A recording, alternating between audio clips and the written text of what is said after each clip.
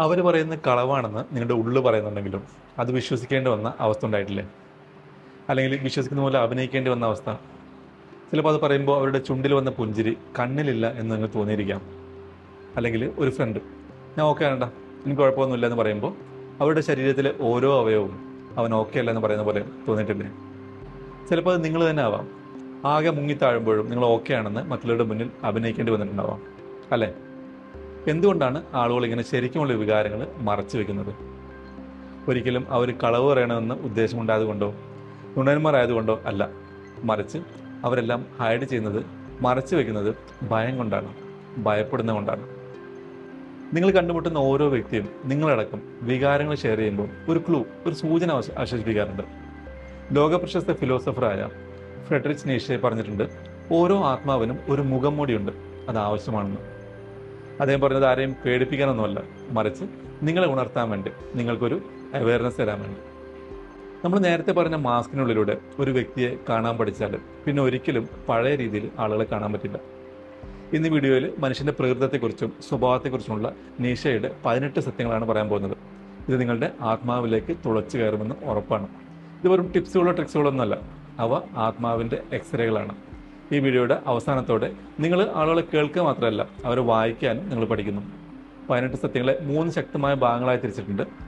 ഓരോ ഭാഗങ്ങളും ഓരോ ലെയറുകൾ, പാളികളാണ്. അപ്പം പോയിന്റുകളൊന്നും നഷ്ടപ്പെടാതെ അവസാനം വരെ കാണുക, തീർച്ചയായും ഉപകാരപ്പെടും. അപ്പോൾ നമ്മുടെ നീഷ ആരംഭിച്ചിട്ട് തന്നെ നമുക്ക് ആരംഭിക്കാം. മാസ്ക്, മുഖം മൂടി. ഓരോ വ്യക്തിയും അതിജീവിക്കാൻ വേണ്ടി സ്വയം ഒരു വേർഷൻ, ഒരു പതിപ്പ് സൃഷ്ടിക്കുന്നുണ്ട്. അതവർ ഫേക്ക് ആയതുകൊണ്ടല്ല, അവർ ഭയപ്പെടുന്നതുകൊണ്ടാണ്. ആ ഭയം എന്താണ്? അവിടെയാണ് നമ്മൾ പറഞ്ഞ 18 സത്യങ്ങളിലെ ആദ്യ സത്യം വരുന്നത്. എല്ലാവരും അതിജീവനത്തിന് വേണ്ടി ഒരു മാസ്ക് ധരിക്കുന്നുണ്ടെന്ന് പറഞ്ഞല്ലേ? എന്തുകൊണ്ടാണെന്ന് വെച്ചാൽ സമൂഹം ഒരാളുടെ സ്വീകാര്യതയാണ് കണക്കിലെടുക്കുന്നത്, അല്ലേ? ആധികാരികതയല്ല. അതുകൊണ്ട് മറ്റുള്ളവർ തന്നെ സ്നേഹിക്കും അല്ലെങ്കിൽ സ്നേഹിക്കപ്പെടും എന്ന് പ്രതീക്ഷിക്കുന്ന ഒരു പതിപ്പ് എല്ലാവരും സൃഷ്ടിക്കുന്നുണ്ട്. മാസ്ക് അറിയാലോ, എപ്പോഴും നമ്മുടെ മുഖത്തിൻ്റെ കറക്റ്റ് സൈസ് ആയിക്കൊള്ളണമെന്നില്ല.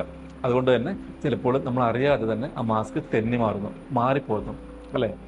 സത്യത്തിൻ്റെ ആദ്യ അടയാളം ടെൻഷനാണ്, പിരിമുറുക്കം. ഒരാൾക്ക് അസ്വസ്ഥത ഉണ്ടാക്കുന്നത് എന്താണെന്ന് ശ്രദ്ധിക്കുക. അവിടെയാണ് യഥാർത്ഥ വ്യക്തി ആരംഭിക്കുന്നത്. രണ്ടാമത്തെ സത്യം എന്താണെന്ന് വെച്ചാൽ, ഒരാൾ മറ്റുള്ളവരിൽ വെറുക്കുന്നൊരു കാര്യം അവർക്കുണ്ടാകും. അതവർ മറച്ചു വയ്ക്കാൻ ശ്രമിക്കുകയാണ്. പ്രൊജക്ഷൻ എന്ന് പറയാൻ തന്നെ. ഉദാഹരണത്തിന്, മറ്റുള്ളവരുടെ അഹങ്കാരത്തൊക്കെ കളിയാക്കുന്ന ഒരാൾ പലപ്പോഴും അവരുടെ ഇൻസെക്യൂരിറ്റീസിന്, അരക്ഷിതാവസ്ഥയെ ഭയപ്പെടുന്നുണ്ടാവാം. അല്ലെങ്കിൽ എല്ലാവരെയും ഫേക്കായി കാണുന്ന ഒരാൾ പലപ്പോഴും തനിക്ക് പോലും അംഗീകരിക്കാൻ കഴിയാത്ത ഒരു സത്യം മറച്ചു വയ്ക്കുന്നുണ്ടാവാം. നമ്മൾ തന്നെ ഉണ്ടെന്ന് നമ്മൾ അംഗീകരിക്കാൻ ഭയപ്പെടുന്നത് മറ്റുള്ളവരിൽ കാണുമ്പോൾ നമ്മൾ വെറുക്കുന്നു. അടുത്ത സത്യം സൈലൻസ്. നിശബ്ദത ചിലപ്പോൾ വാക്കുകളേക്കാൾ ഉച്ചത്തിൽ സംസാരിക്കും. ആരെങ്കിലും സംസാരത്തിനിടയ്ക്ക് ലോങ് പോസ് ചെയ്താൽ, അല്ലെങ്കിൽ ചില വിഷയങ്ങളിൽ നിന്ന് ഒഴിഞ്ഞു മാറുമ്പോൾ, അല്ലെങ്കിൽ ഹ്രസ്വമായതും റിഹേഴ്സൽ ചെയ്ത പോലെയുള്ള മറുപടികൾ നൽകുമ്പോൾ, ആ നിശബ്ദത അല്ലെങ്കിൽ ആ പോസ് സംസാരത്തേക്കാൾ ഉച്ചത്തിലുള്ളതാണ്. അവർ ഒഴിവാക്കാൻ നോക്കുന്ന, അല്ലെങ്കിൽ അവർ ഒഴിഞ്ഞു മാറാൻ നോക്കുന്ന ആ വിഷയമാണ് അവർ ഭയപ്പെടുന്ന ആ മുറിവ്. നാലാമത്തെ സത്യം എന്ന് പറയുന്നത് അമിതമായിട്ടുള്ള നന്മ അല്ലെങ്കിൽ സദ്വൃത്തിക്ക് പിന്നിൽ ചിലപ്പോൾ ഒരു കാപട്യം ഉണ്ടായേക്കാം. ഇതെപ്പോഴും അല്ല കേട്ടോ. വിശുദ്ധികളെക്കുറിച്ചോ അല്ലെങ്കിൽ പെർഫെക്ഷനെ കുറിച്ചോ ആദർശത്തെക്കുറിച്ചോ എപ്പോഴും സംസാരിക്കുന്ന വ്യക്തികളെ ഒന്ന് ശ്രദ്ധിക്കുന്ന നല്ലതാണ്. നന്മയുടെ സിഗ്നൽ എത്ര ഉച്ചത്തിലാണ് അവരടുത്തു നിന്ന് വരുന്നത്, അത്രയും അതിൻ്റെ പിന്നിൽ ഒരു നിഴലുണ്ടാവാൻ ചാൻസ് ഉണ്ട്.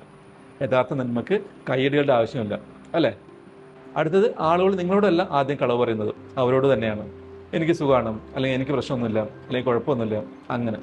ഇതൊന്നും നിങ്ങളെ വേദനിപ്പിക്കാനുള്ളതല്ല. അത് പലപ്പോഴും അവർ സ്വയം റിഹേഴ്സൽ ചെയ്യുന്ന നുണയാണ്. ആ നുണ അവർ തന്നെ വിശ്വസിക്കുകയും ചെയ്യുന്നു. അടുത്ത സത്യം എന്ന് പറയുന്നത്, ഒരാൾക്ക് ഞാൻ ഒരു വലിയ ആളാണ് എന്ന് തോന്നിയിട്ടുണ്ടെങ്കിൽ അവർ പലപ്പോഴും അവരുടെ അപകർഷതാബോധം മറയ്ക്കുന്നുണ്ടാവാം. അവരുടെ വിഷയങ്ങളെക്കുറിച്ച് വീമ്പിളക്കുമ്പോഴും അതൊന്നും പോരാ, അതൊക്കെ അപര്യാപ്തമാണെന്ന് അവർ ഭയപ്പെടുന്നു. ഒരു മുറിയിൽ ആധിപത്യം പുലർത്താൻ ശ്രമിക്കുന്ന വ്യക്തി പലപ്പോഴും മറ്റുള്ളവർ തന്നെ മറന്നു പോകുമെന്ന് ഭയപ്പെടുന്നു. യഥാർത്ഥ ആത്മവിശ്വാസം എന്ന് പറയുന്നത് ഒന്നുമായും ആരുമായും മത്സരിക്കുന്നതല്ല. ഇതുവരെ പറഞ്ഞ ഒന്നാമത്തെ പാർട്ടിലെ മാസ്കുകളൊക്കെ നിങ്ങൾ ഒരു പ്രാവശ്യം കണ്ടു കഴിഞ്ഞാൽ പിന്നെ അടുത്ത പ്രാവശ്യം കാണാതിരിക്കാൻ കഴിയില്ല. അതുകൊണ്ട് തന്നെ നമ്മൾ കുറച്ചുകൂടി ആഴത്തിൽ പോകണമെന്ന് നീഷ ആഗ്രഹിച്ചു. കാരണം ഈ പറഞ്ഞ മാസ്കുകൾ വെറും സംരക്ഷണം മാത്രമല്ല, അത് ഭയത്തിൻ്റെ പാറ്റേണുകൾ കൂടിയാണ്. ഇനി രണ്ടാമത്തെ പാർട്ടിൽ 7 മുതൽ 12 വരെയുള്ള സത്യങ്ങൾ പറയാം. നമ്മളെ നയിക്കുന്ന ഭയങ്ങൾ എന്തൊക്കെയാണെന്ന് പറയാം. ഓരോ മുഖംമൂടിക്ക് പിറകിലും ആഗ്രഹത്തേക്കാൾ പവർഫുള്ളായ ഒരു ശക്തിയുണ്ട്, അതാണ് ഭയം. അതിനോട് ബന്ധപ്പെട്ടാണ് അടുത്ത സത്യം. Truth number 7.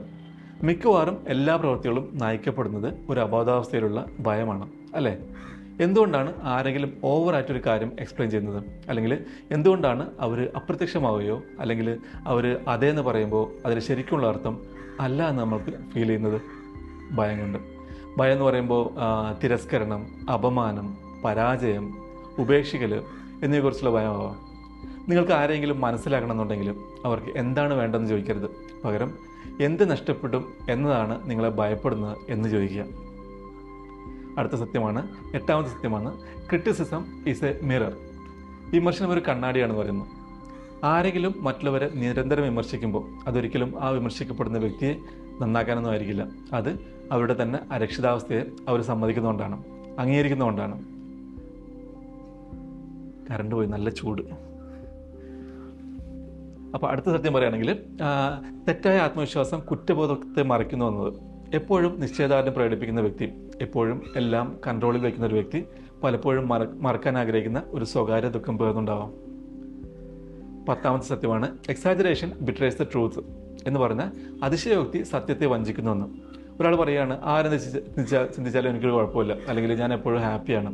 ആരെങ്കിലും എല്ലാം തികഞ്ഞ ഒരാളെ പോലെ സംസാരിക്കുമ്പോൾ ആ വാക്കുകൾക്ക് താഴെയുള്ള അരക്ഷിതാവസ്ഥ കേൾക്കുക. അടുത്ത സത്യമാണ്, ഒരാളെ കൺട്രോൾ ചെയ്യുകയാണെന്നുള്ള ആ മാസ്ക് തൻ്റെ ഉള്ളിലുള്ള കുഴപ്പങ്ങളെ മറയ്ക്കുന്നു. മൈക്രോ മാനേജർ അല്ലെങ്കിൽ പെർഫെക്ഷനിസ്റ്റ്, മാറ്റങ്ങൾ അംഗീകരിക്കാൻ പറ്റാത്ത വ്യക്തി ഒക്കെ ഇതിൽപ്പെടും. Micro manager എന്താണെന്നറിയില്ലേ? ജീവനക്കാരുടെ ജോലിയിൽ അമിതമായ നിയന്ത്രണവും സൂപ്പർവിഷനും ഒക്കെ ചെയ്യുന്ന ഓരോ ചെറിയ കാര്യത്തിലും ഇടപെടുന്ന ആളാണ് മൈക്രോ മാനേജർ.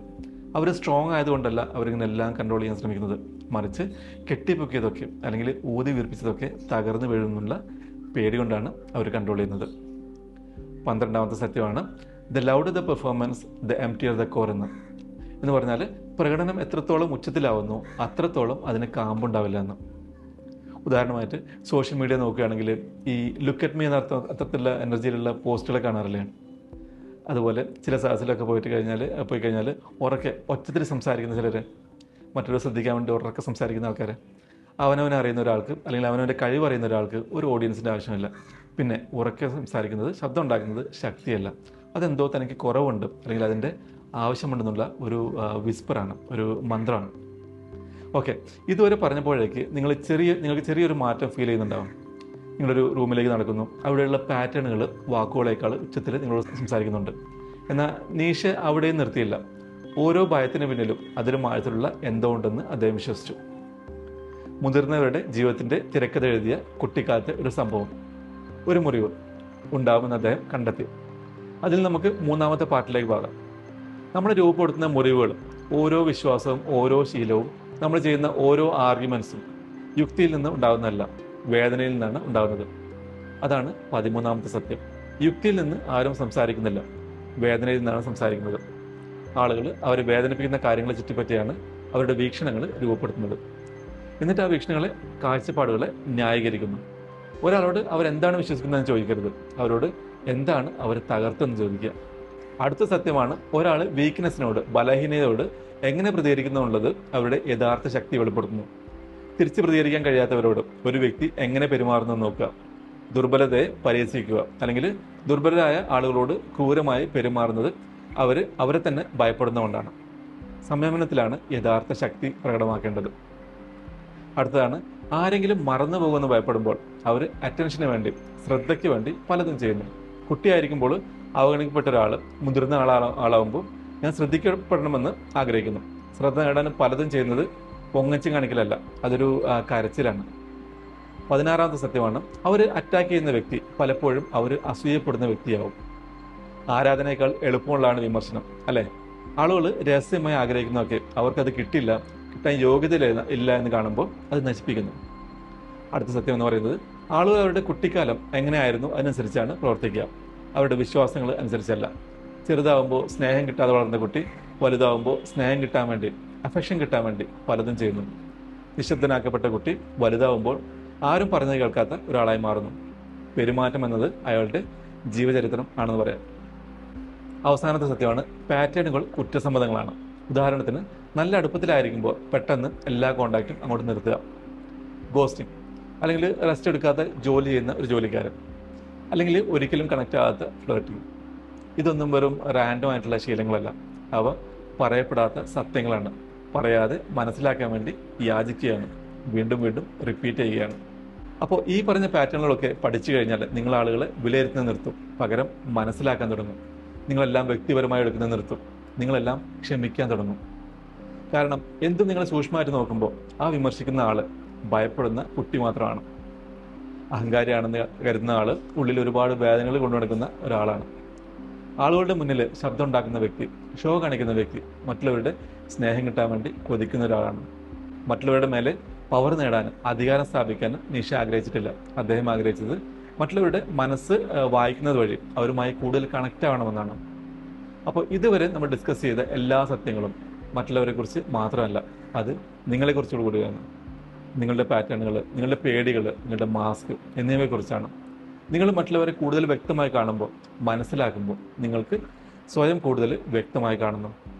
അടുത്ത പ്രാവശ്യം നിങ്ങൾ റൂമിലേക്ക് കയറി ചെല്ലുമ്പോൾ വെറും വാക്കുകൾ മാത്രം ശ്രദ്ധിക്കരുത്, വാക്കുകൾക്കിടയിലുള്ള ക്രാക്ക് ശ്രദ്ധിക്കുക. കാരണം ആളുകൾ വായിക്കുക എന്ന് പറഞ്ഞാൽ അത്ര ബുദ്ധിമുട്ടുള്ള കാര്യമല്ല. അപ്പോൾ ഈ വീഡിയോ ഇഷ്ടപ്പെട്ടെങ്കിൽ ലൈക്ക് ചെയ്യുക. ഇതിൽ പറഞ്ഞ എന്തെങ്കിലും സത്യം നിങ്ങളുടെ ജീവിതവുമായി ബന്ധപ്പെട്ടിട്ടുണ്ടെങ്കിൽ യെസ് എന്ന് കമൻറ്റ് ചെയ്യുക. ഇത് കേൾക്കണമെന്ന് നിങ്ങൾ ആഗ്രഹിക്കുന്ന ഒരാളുമായി ഷെയർ ചെയ്യുക. ചാനൽ ഇതുവരെ സബ്സ്ക്രൈബ് ചെയ്തിട്ടില്ലെങ്കിൽ ചെയ്യുക. അപ്പം അടുത്ത വീഡിയോയിൽ കാണാം. ഹാപ്പി ആയിരിക്കുക.